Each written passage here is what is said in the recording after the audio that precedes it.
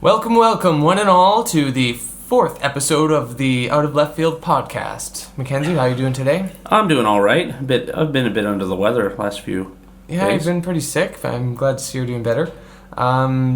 So the topic for today is environmentalism. Definitely one of the most prominent views, certainly where we live in Vancouver Island. This place is full of hippies. Yeah, and the environment is important because it is where we live.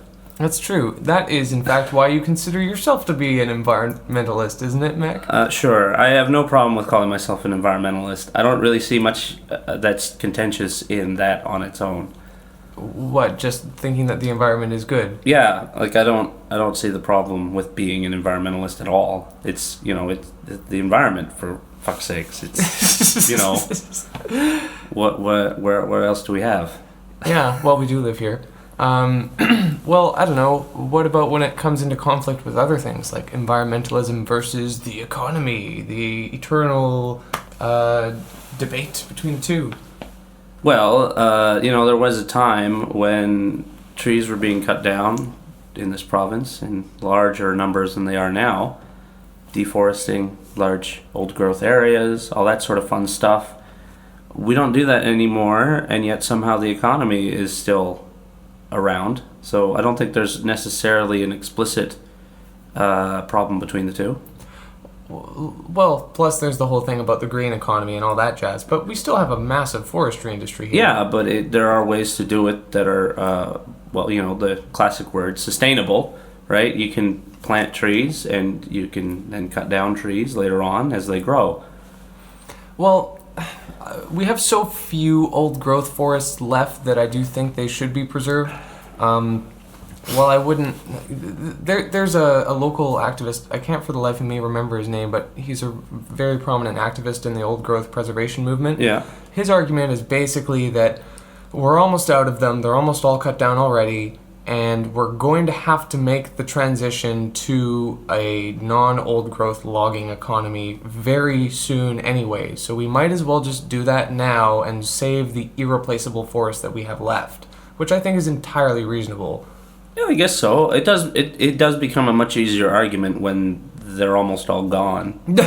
Yeah. I mean, it sort of almost solves itself, because eventually either we're going to transition because we're, forward thinking, or we're going to have to transition because there just isn't any left. Yeah. I think that is a forward thinking policy.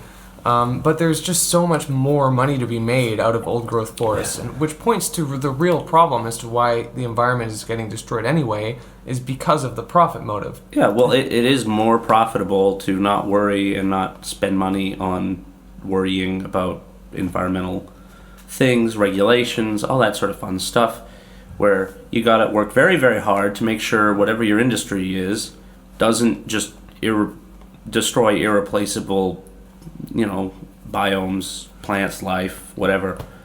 Yeah, doing that is expensive. It is expensive, so, people avoid doing that as best they can. Well, and also, I mean, in terms of the old growth forests, those trees, you get so much more money by cutting down each, per tree. Oh yeah, it's right? Hundreds and hundreds of thousands of dollars per tree, and it's insane. So you can see why industry wants at them so badly and doesn't give a shit about whether it's old growth or not. Yeah, and they'll probably cut them down and make a lot of money. Well, make a limited amount of money, and then one day the business will close, and then the sawmill closes, and then some town ends up with no jobs. When I was in Cumberland, I was out for a beer at the pub, and I got talking to this guy, and I asked him what he did for a living, and he said he chopped firewood. And I was like, oh yeah, is there a big industry for that up here? Is that a common thing? And he said, well, a lot of us, including myself, used to work at the mill, which just closed. So I've gone from, working with trees and power equipment and stuff to chopping firewood. Poor guy. I mean, Jesus, that's got to be a lot more boring. But that, I mean, in a lot of ways, that guy's story really encapsulates exactly what you're talking about there. When the trees are gone, the industry's gone. So if you don't have some kind of solution, like an industry that is capable of maintaining itself relatively indefinitely, then yeah, this will happen, and has happened in BC especially. But we're not the only place in the world where people cut down trees. No, of course not. And we're also not. I mean, in BC, we're kind of getting to that point where we've transitioned well away from cutting down just pristine forests, mostly because it's almost all gone. But there are parts of the world like Brazil where that stuff is still happening. Well, in Massive Brazil, numbers.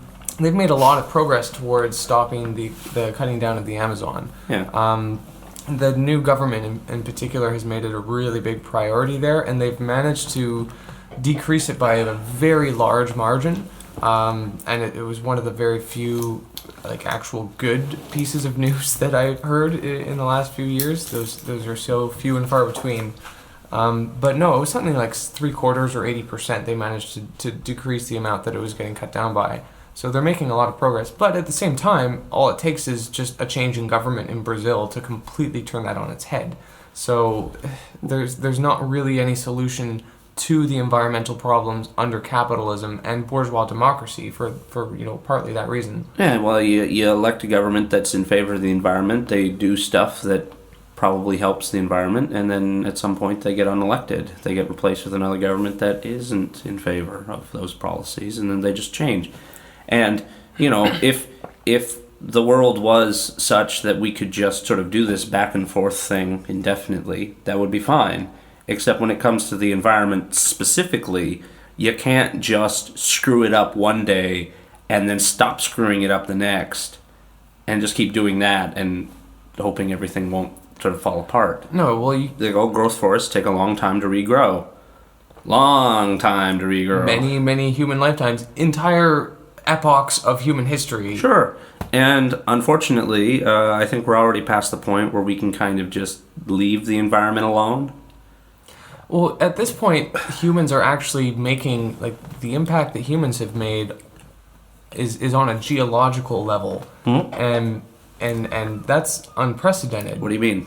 Well, that we're actually impacting the Earth's geology. Like, we're creating earthquakes because of hydraulic fracking and that sort of thing. And so we're actually having an impact on the actual chemistry or the way that the Earth is functioning. Like, and the Three Gorges Dam, right? And how many earthquakes that has caused and the devastation just from that. And it's because of the massive industrial projects that humans have embarked on that we're making a bigger impact on the environment than we ever have before in our history.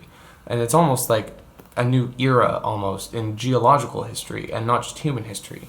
Oh, sure, but that is sort of I think that's kind of consistent with the way we interact with the world around us. We make it our own, as it were. Yep. And we've made the world our own. Not necessarily for the better in a lot of cases, but like I was saying, we can't really go back from that. We've kind of boxed ourselves into a corner where we have to actually come up with a solution using our own intelligence and abilities, and not just sort of throw up our hands and say, well, let's stop polluting, and then one day the environment will just get back to normal.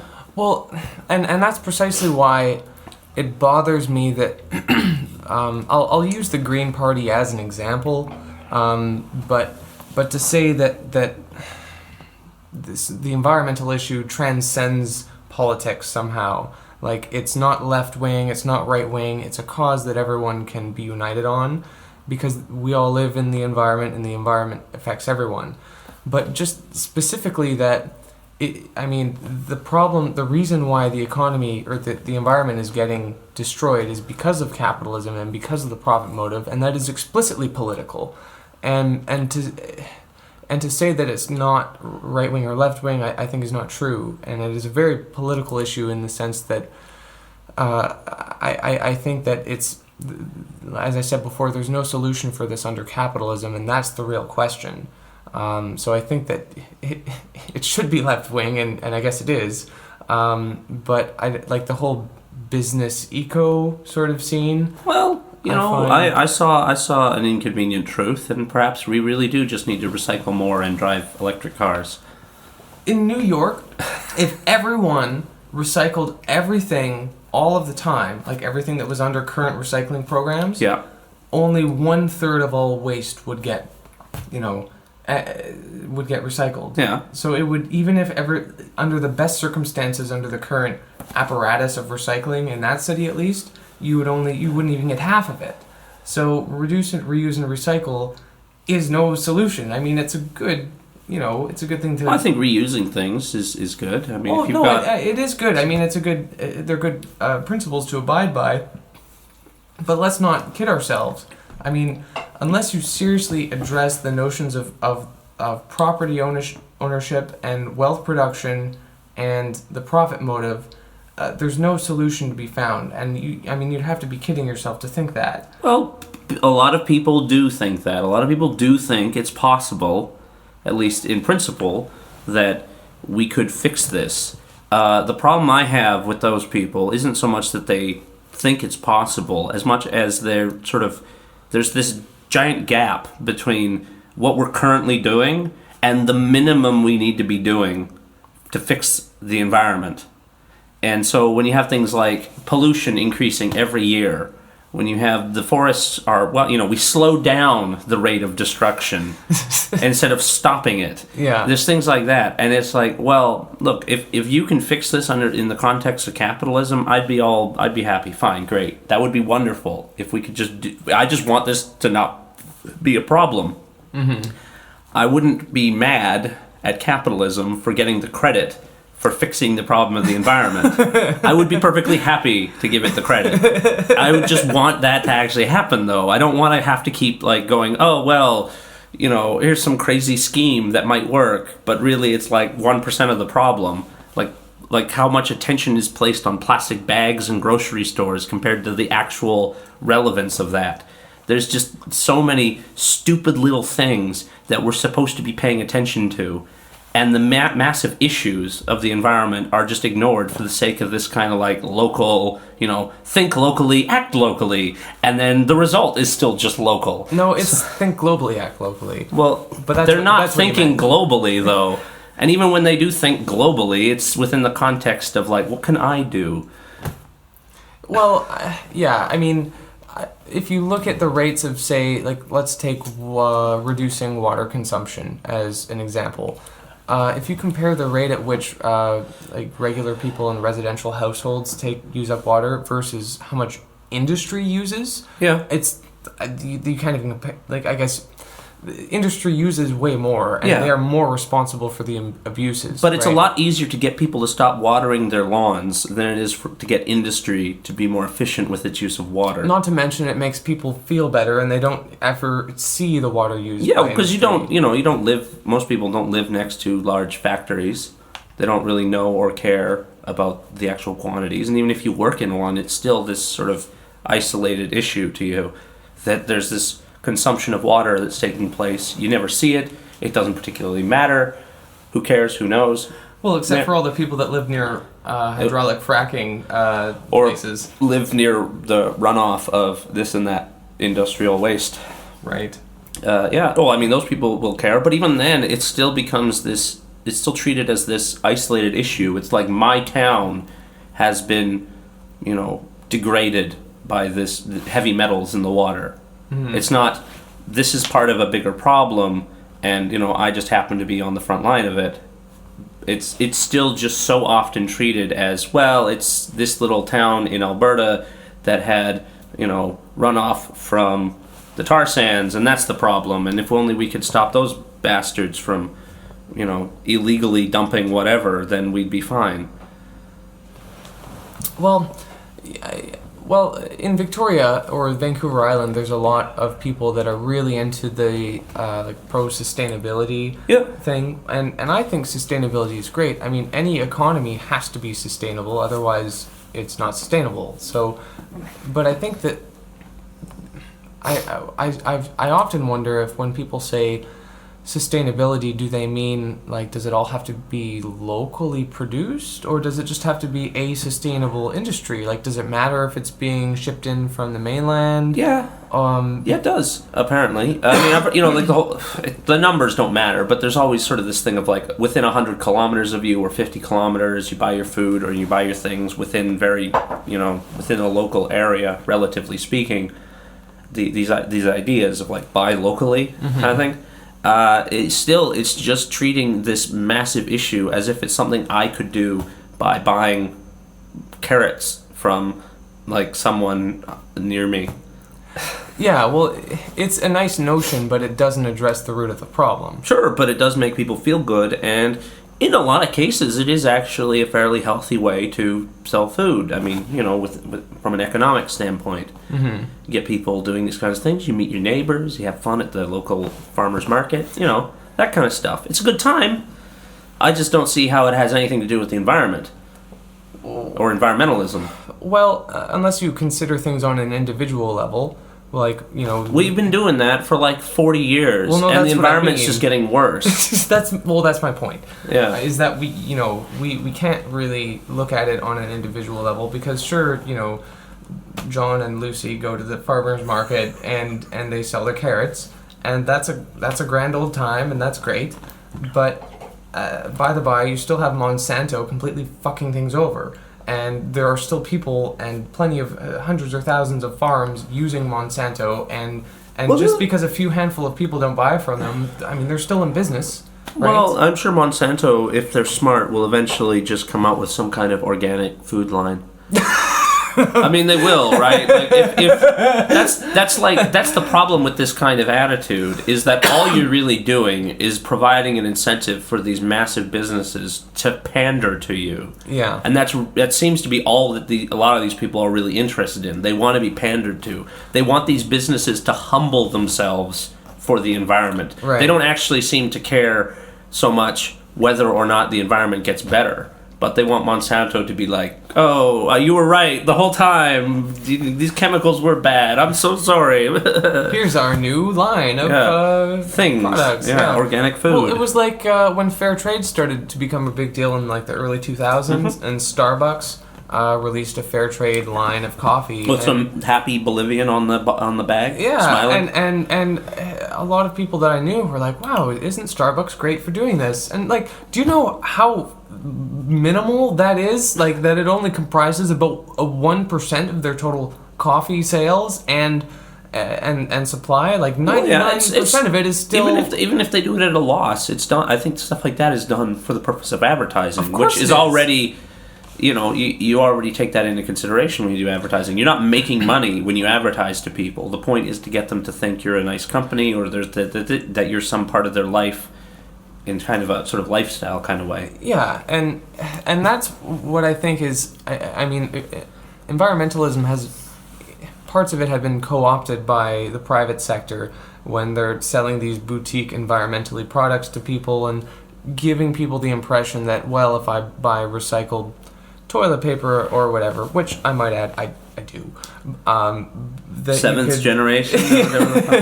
But that how many generations does it take to recycle? How many times do we have to recycle toilet paper before we fix the environment?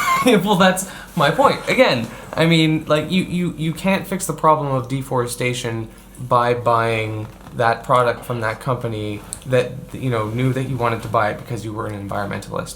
And I don't mean to shit on recycling or companies that do sell, products that maybe local farmer companies that make products, they're things that are environmentally friendly and locally sourced and sustainable. Whatever, that's fine.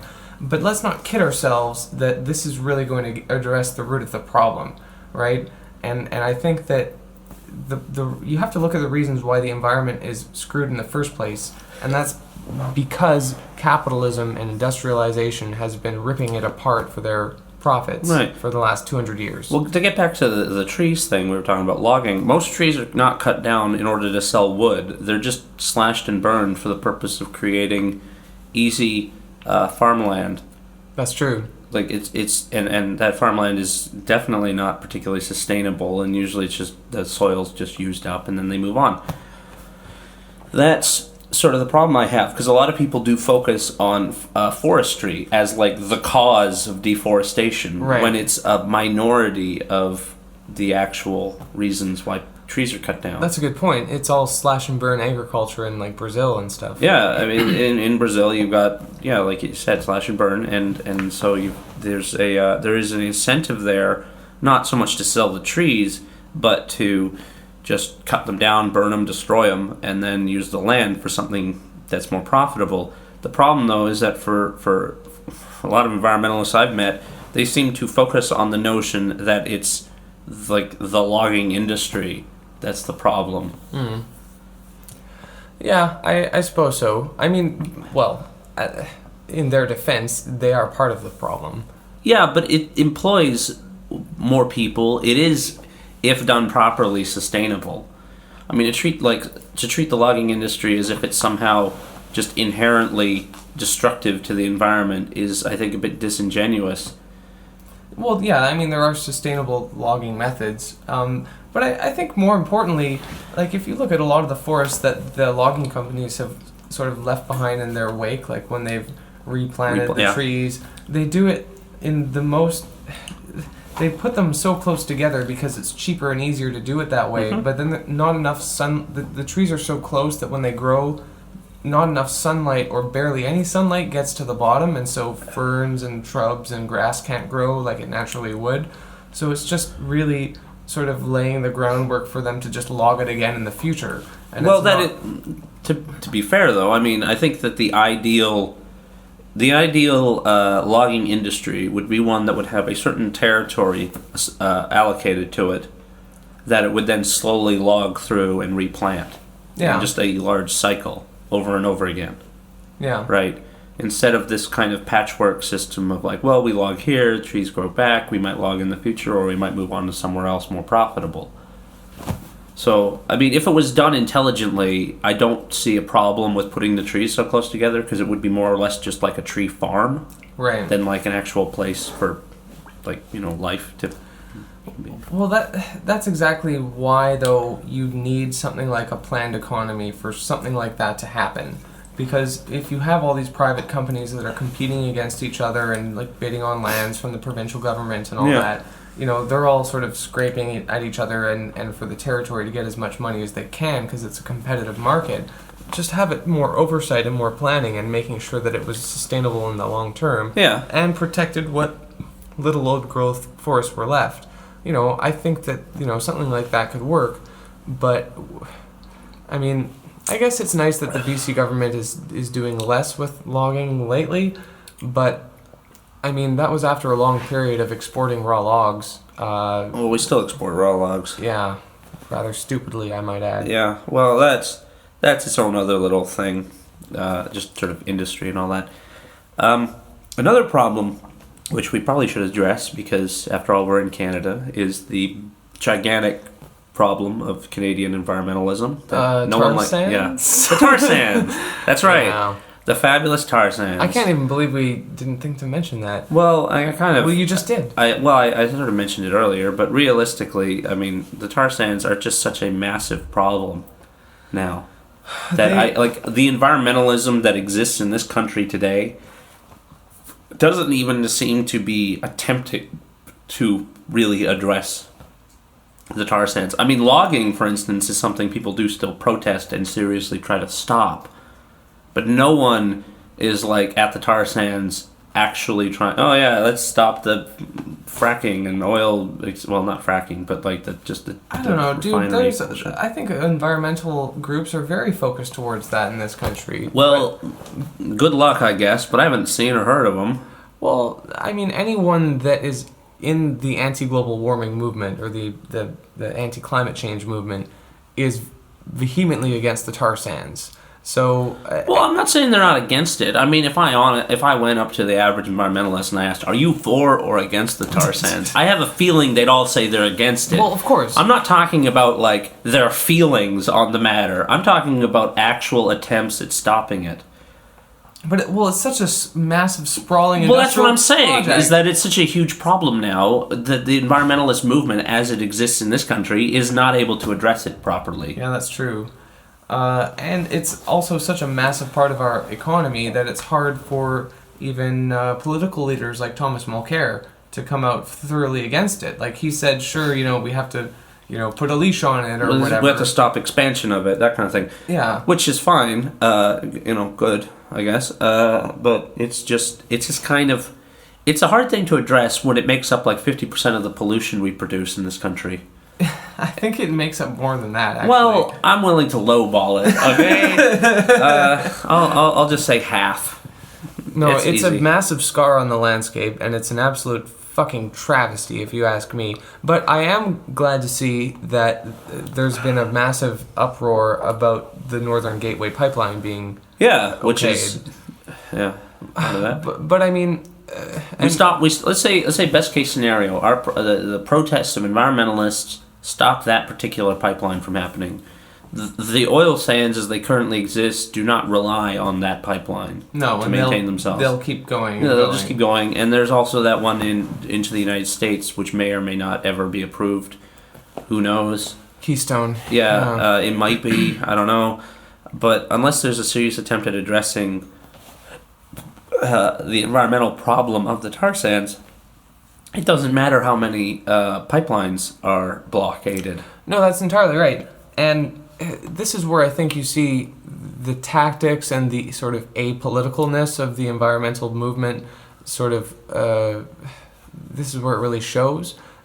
Environmentalism, the movement as it exists today, the tactics that they rely on, sort of almost like NGO-styled sort of environmental organizations that you have, when they're faced with a project like the tar sands, like they can, talk badly about it all they want, but they're not able to stop it.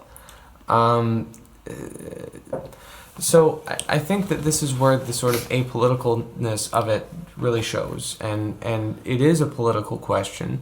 And then you say, there's the Green Party. They're political, right? They're a political party, but the Green Party unites left wing and right wing, and there are so many business interests that rely on the tar sands that I think that an issue like that would really bring out those divisions in the Green Party. Well, probably. I mean, the Green Party doesn't exactly have a very good plan for the environment anyway. What do you mean? Well, just based on their policies and their party platform. Isn't it based entirely on the environment? No. Well, I mean, in principle, yes, but a lot of it is things like pollution taxes replacing other taxes and things like that. Right. So that doesn't actually fix pollution. No, but it does make it less profitable to pollute, which I guess is a sort of a solution. But when you start getting into this kind of economic blackmail, it undermines the ability of the economy to sort of be efficient. Right. On its own, because you're basically telling people, well, yes, this would be in your interest, but we're going to kind of create this artificial scenario where pollution isn't in your interest, and then we can all act like it was never in our interest because pollution is bad. Right. Well, if it works, great, but... like I said, I don't care who fixes the environment, to be perfectly honest. Well, no, it has to be fixed. But the sort of environmental damage, though, even including the tar sands, when you compare that to the kind of havoc that's being wreaked on the environment in like Asia and China, it almost... We're a small country. People-wise, we're a small country creating a relatively large but ultimately very small part of a larger problem.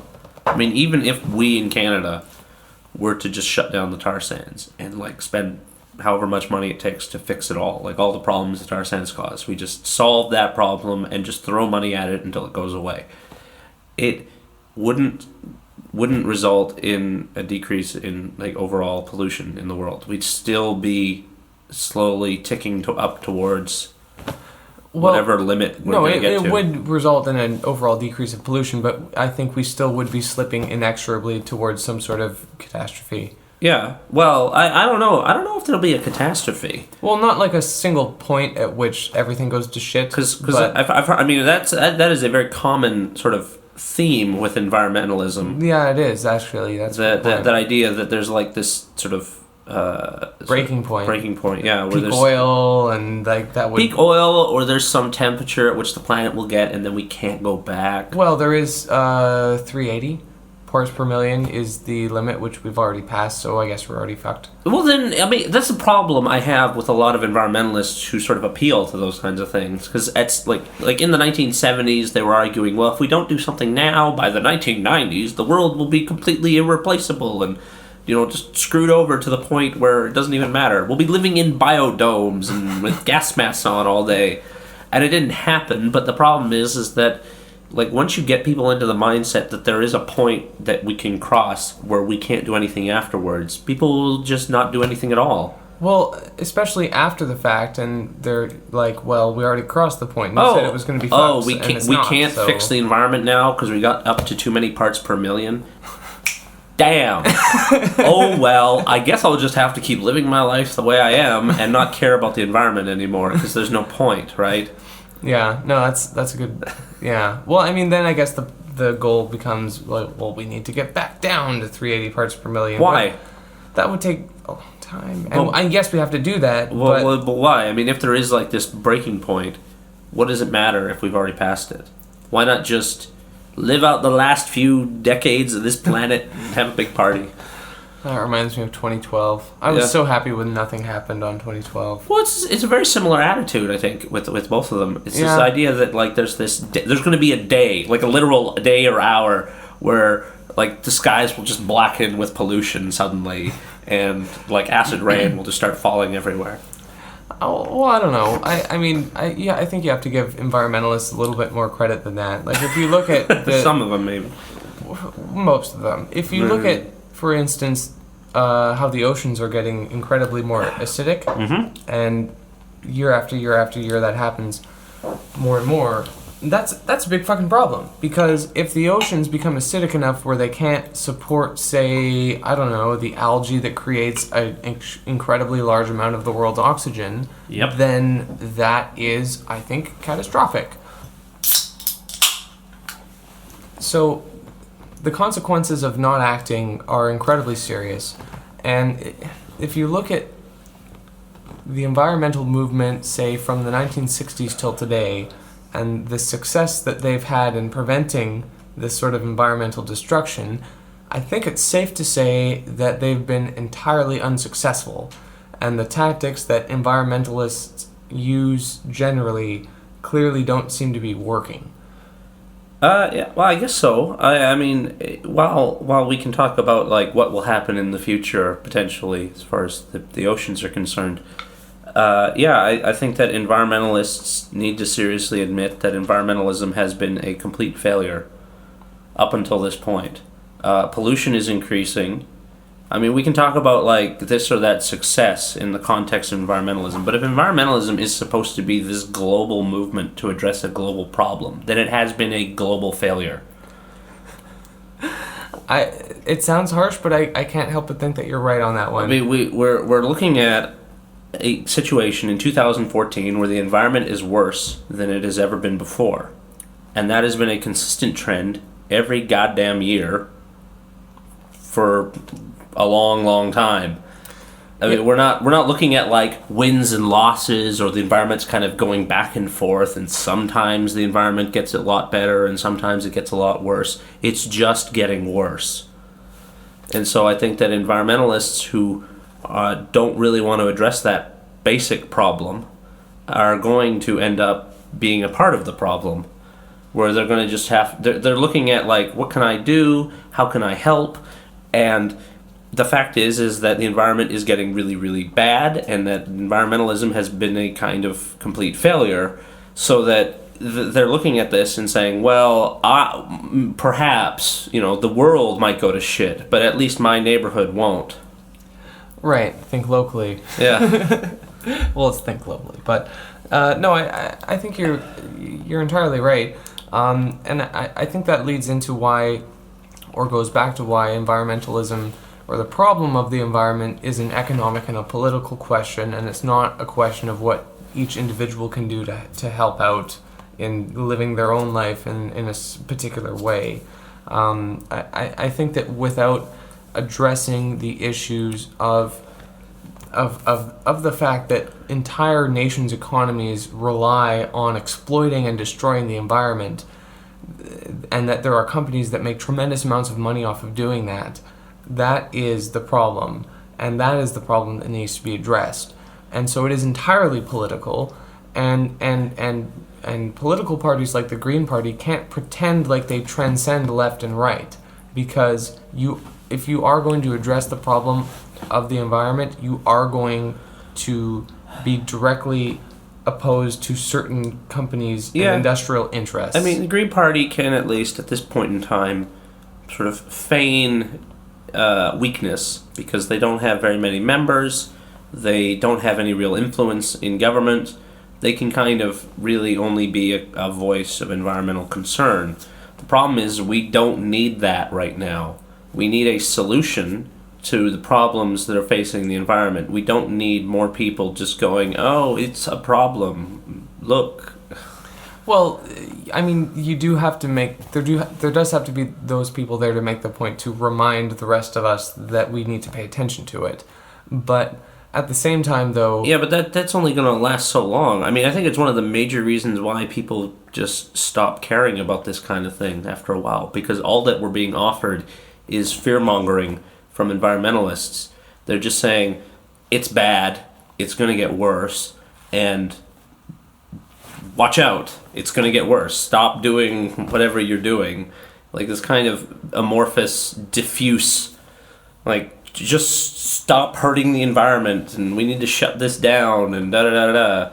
And it's like, well, yeah, but we're not shutting it down, and it's not going to get shut down, and no amount of sabotage of industries will shut it down.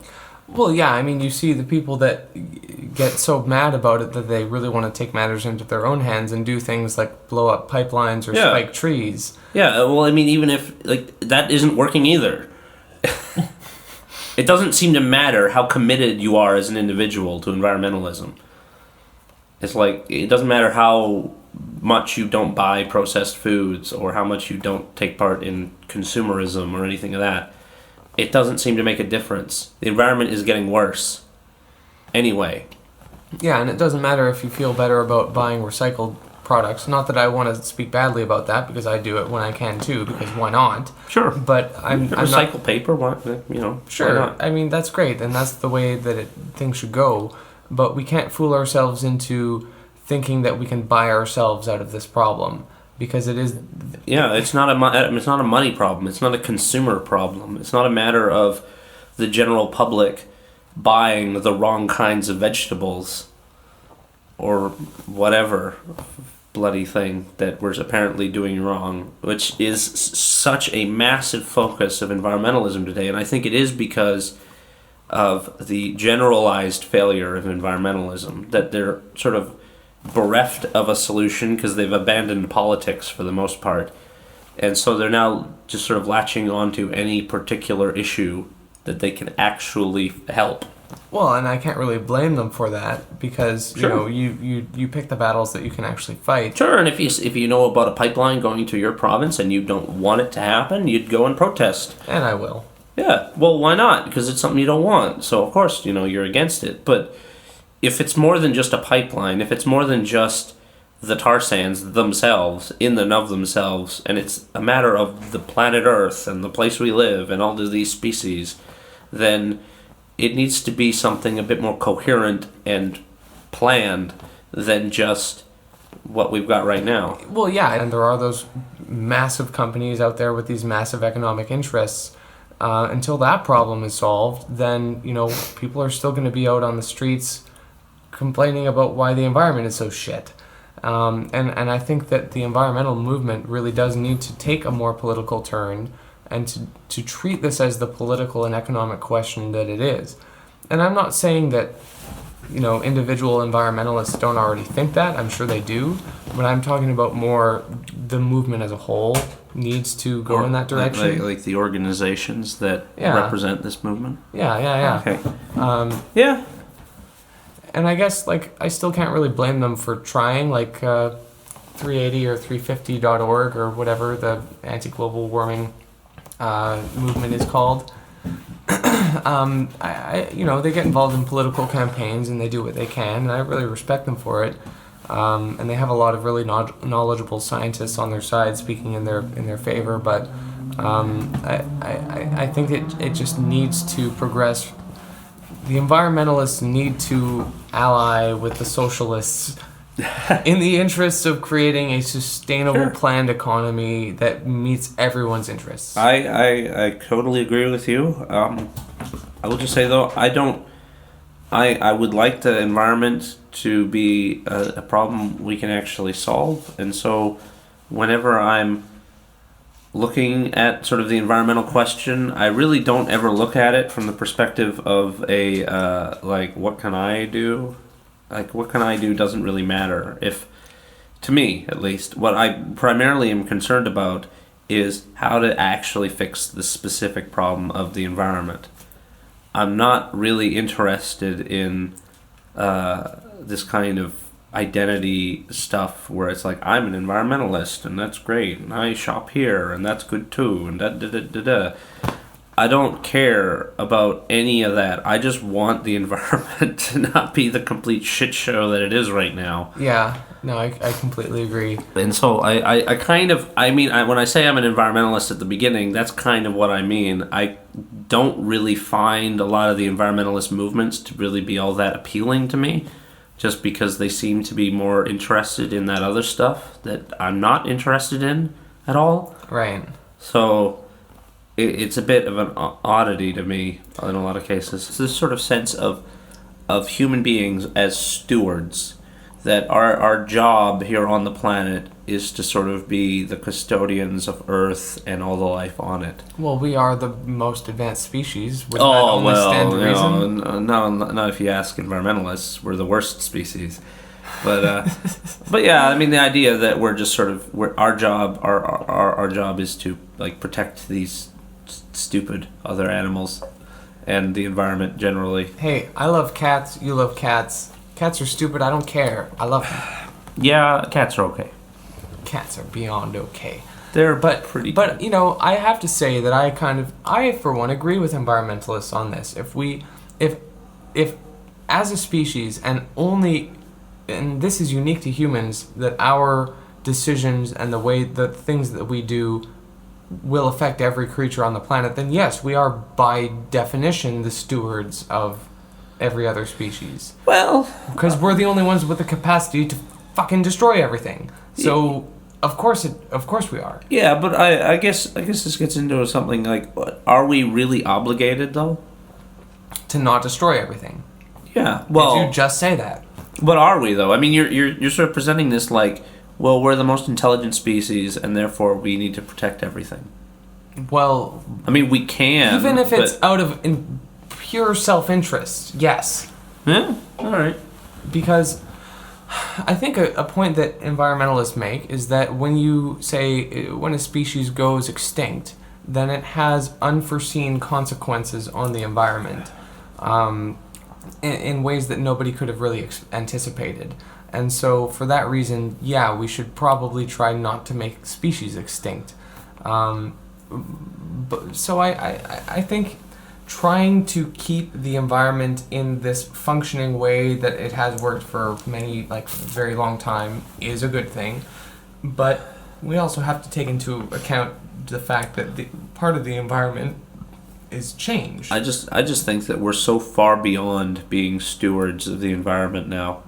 I mean, like you were saying earlier, we're creating our own environment. We are the dominant feature of the world today. Yeah. There isn't really much for us to steward anymore. Species live or die on the basis of our actions. And that's it. Like there isn't the environment in that sense isn't nearly as important as our actions in it. But my point is that even if it's out of pure self-interest, we will want to maintain the current, Sure, because we don't know what the consequences will be if we don't. And we don't. It probably will be bad, but we also just don't know what will happen if we keep going this way. Okay, yeah, but we also do, because if, like I was saying before, if the oceans become incredibly acidic, or all of the rainforest gets cut down, then we can't produce enough oxygen just generally. And Well, we got machines that could probably do that. sure, but now we're entering into the realm of like a technologist, where future technology will just save everything, and we can just dump iron oxide into the fucking ocean, and that will Or fix whatever. things. Well, the problem, this is sort of where I'm getting at with this whole idea of stewardship, is that those are at least potentially solutions, and that might be how we end up actually solving the problem of the environment. No. Geoengineering is bullshit. Well, I don't consider it an ideal solution, but the problem is when I'm being offered nothing from environmentalism and potential hypothetical solutions from just sort of technology in some kind of weird way, I kind of am leaning towards technology because at least there's an answer. No, this is a false dichotomy. The whole point is that the profit motive and the interests of industry are what is destroying the environment, Right. and we don't have to rely on some petty bourgeois fucking venture capitalists to come up with some crazy technological idea. I'm not to fix talking about things. that. I mean, I'm talking about the only way this technology would ever really be applied in an effective way would be through some kind of planning well outside the realm of possibility within capitalism. Not some dick on some yacht that decided to dump iron oxide into the ocean, which for our listeners is something that actually happened off the coast of BC because some jackass decided that it was a good idea. Well, you know what the worst part is? We don't even know if it worked. Like it would be one thing if he had actually gone to the fucking effort of like being scientific about it and like planning things out and isolating the variables and all that, and then going out and doing this dick move.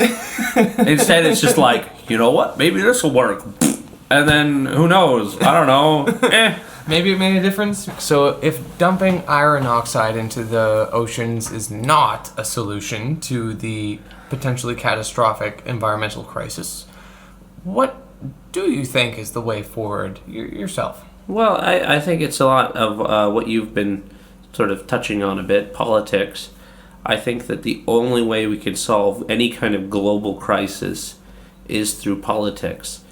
There's no real way to solve this problem just through leafleting or these kind of diffuse organizations that agree in principle that, environmental degradation is bad and we're against it.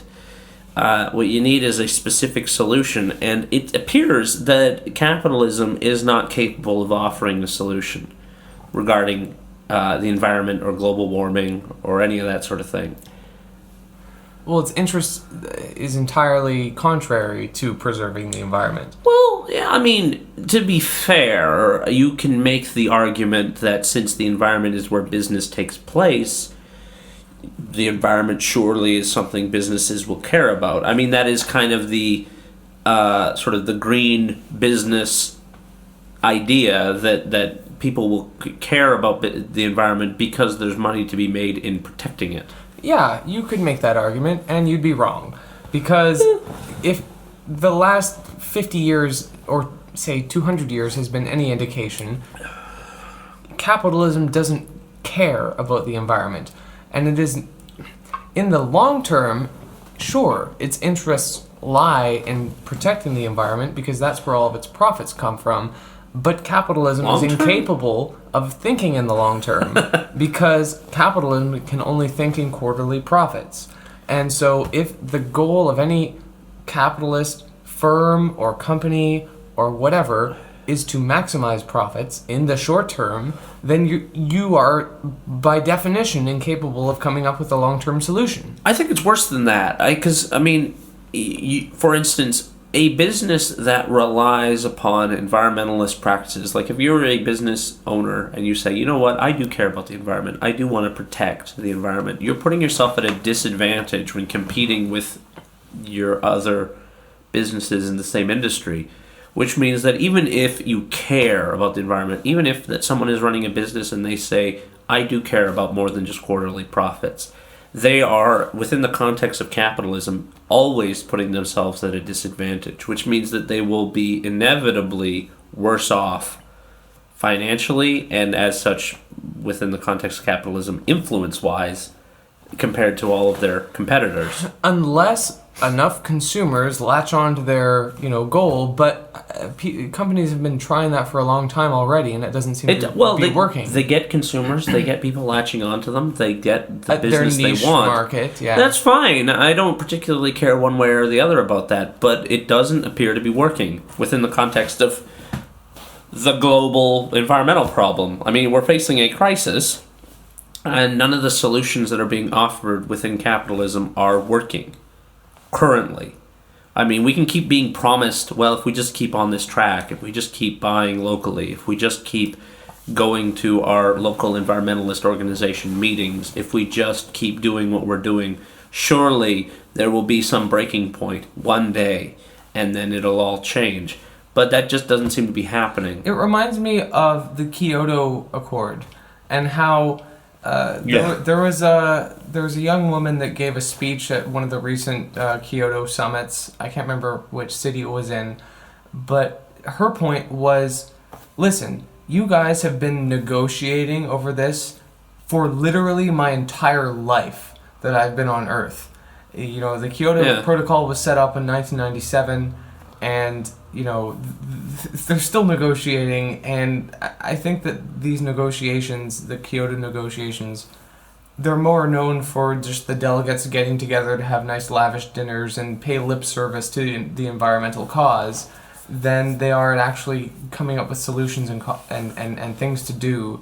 And, sure, everyone would like for the Kyoto Protocol to succeed, except, Stephen Harper and others, but you can't limit ourselves to these global summits that get nowhere, and I think it's about time to come to terms with the fact that these yearly or semi-annual negotiations are not doing anything.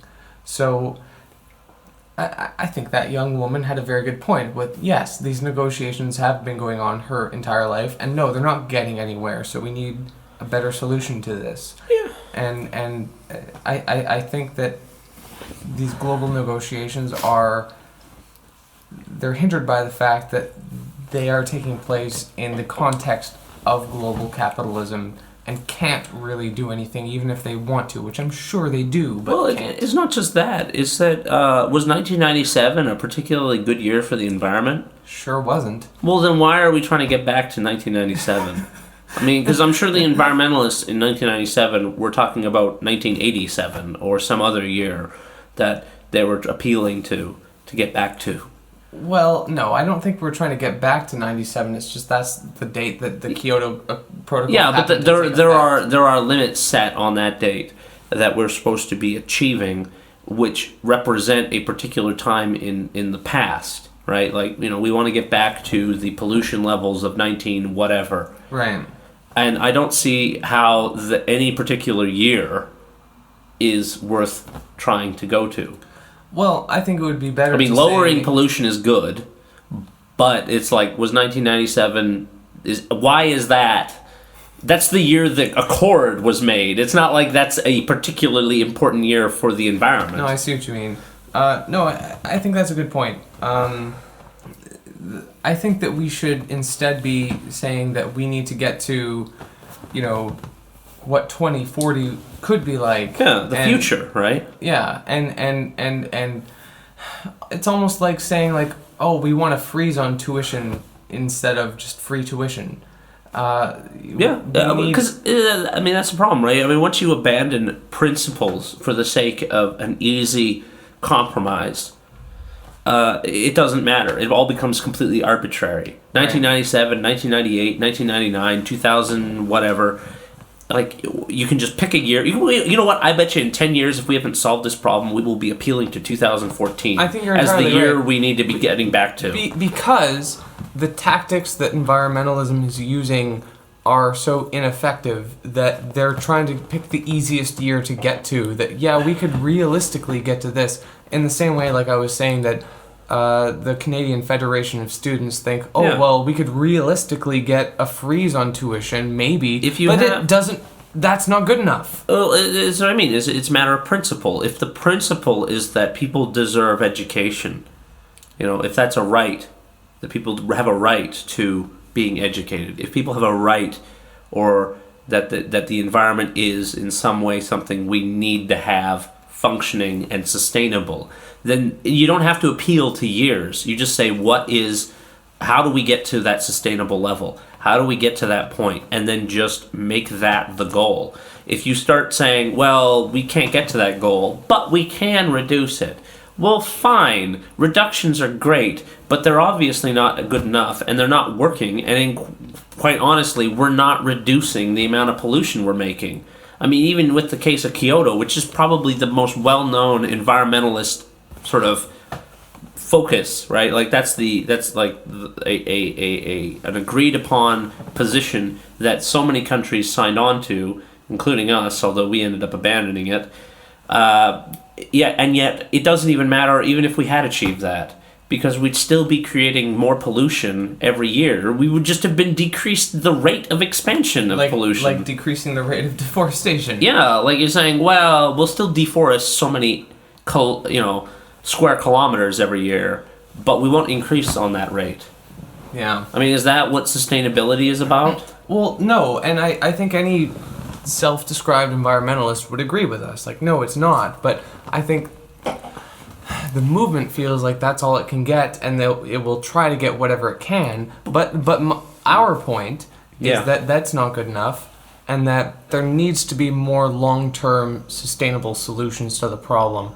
And in my opinion, and I would think yours, that can only be achieved through a democratically planned economy that takes everyone's interests into account, and not just the small few interests of a few companies. Yeah, well, yes, I guess that is where we agree. I mean, we may, I think we probably have sort of a different view of the effectiveness of environmentalism generally, where that might be where we do disagree somewhat.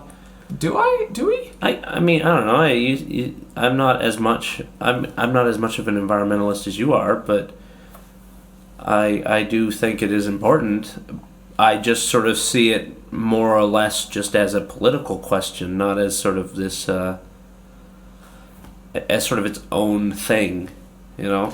Well, no, it is a political question, but I mean,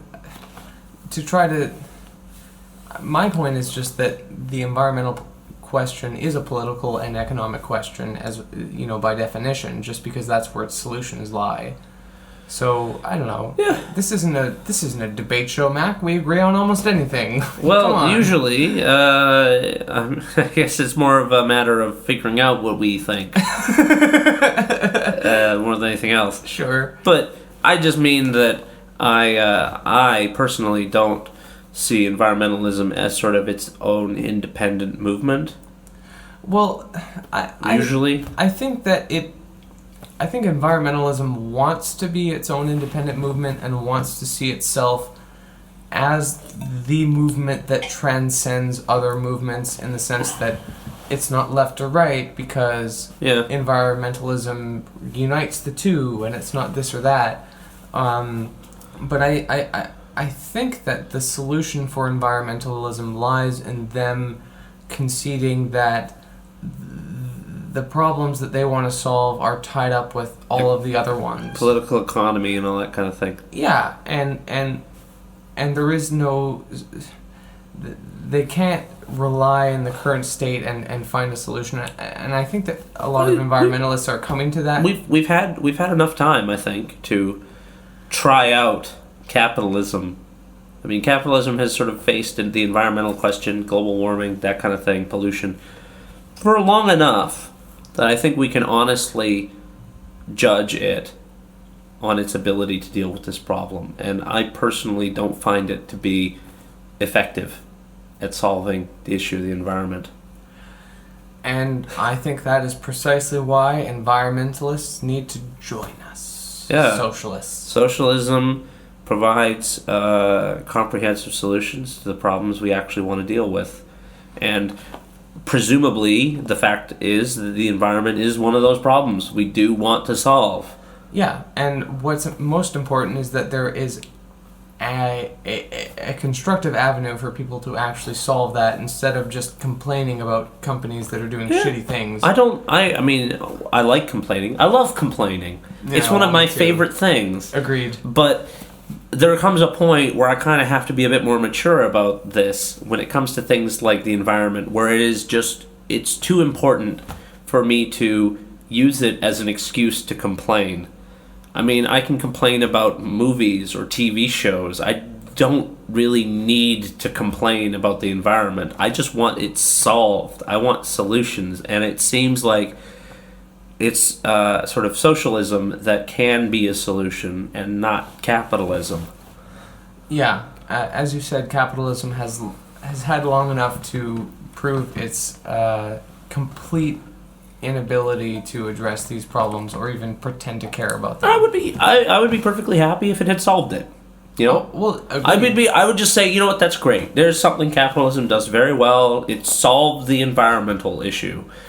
I don't like it's almost absurd to even think that it can now. Yeah. But it would be really nice if it had, you know? I mean, it would be nice if I lived in a world where like environmental degradation was not one of the many issues that I'm facing today. Yeah, there's enough crap like unemployment and like... It'd be nice to deal with those issues. Those things seem just simplistic compared to the environment. Yeah, and just the fact that when the environment goes to shit, everything else is just going to get worse. Well, not when it goes to shit, it's already kind of... Well, it's like I said at the beginning, the environment is where we live. It's where everything happens. Without the environment, we've got nothing.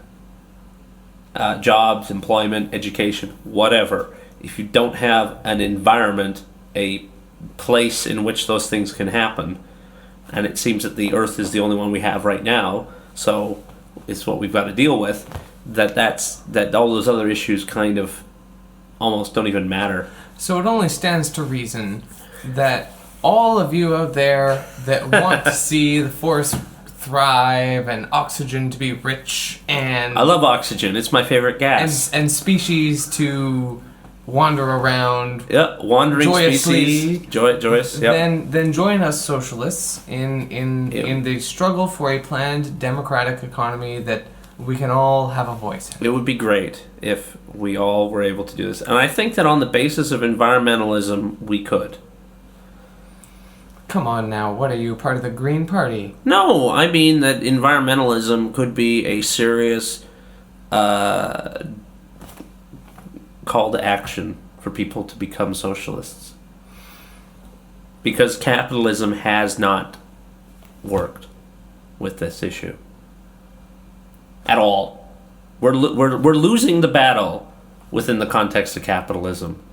Easily. Oh yeah, it's not just kind of iffy or anything. Pollution's getting worse, everything's kind of degrading, we're losing species, and worst of all, it's not like we're going through a hard spot in order to get through this and then at the other end there will be a solution. It's just shit piled on top of shit with nothing else to be offered. So I hope on the basis of that socialism seems significantly more appealing. Agreed.